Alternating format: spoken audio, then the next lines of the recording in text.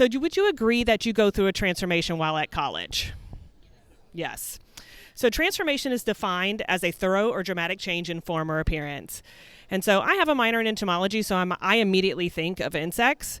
And insects go through a transformation called metamorphosis. And so butterflies specifically is what we're going to talk about today. And butterflies have a complete metamorphosis, which means they go through 4 stages before they reach adulthood. And each of these stages has a different goal. So you can kind of see where I'm going now. So let's go through this process, and as I'm describing it, start thinking about how it might relate to your time here at UF. So the monarch butterfly starts life as a little egg, and it's just clinging to the underside of the milkweed leaf. And do you ever feel like you're just hanging on for dear life? Yeah. So the egg hatches a few days later. The larva emerges from the egg and becomes the first stage of the butterfly's life. So from then on, the caterpillar only eats the milkweed. And because of this, the caterpillar then develops a natural defense system against the toxicity of the milkweed.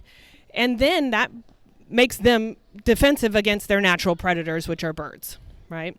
So, and I think that would be true for us as well, that what we consume while we're here might help us survive this life. Okay, so the caterpillar eats nonstop for 3 days, then begins to molt and eats again for 3 weeks. And if a 6-pound baby grew as fast as a monarch caterpillar, it would weigh 8 tons in 12 days. And so I'm very thankful that that doesn't happen. And after this voracious eating spree, the caterpillar then begins to climb to find a place to cocoon. And so once it finds this suitable place, it produces this silk, right?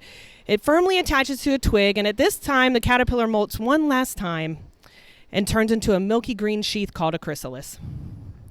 Depending on the air temperature, which is important, in a little less than 15 days, the case turns transparent and the monarch butterfly's golden wings show through, which means to me that growth only happens in the right conditions. So soon the chrysalis shakes, splits, and the monarch butterfly emerges. And at first, the monarch is wet and crumpled and looks exhausted and vulnerable.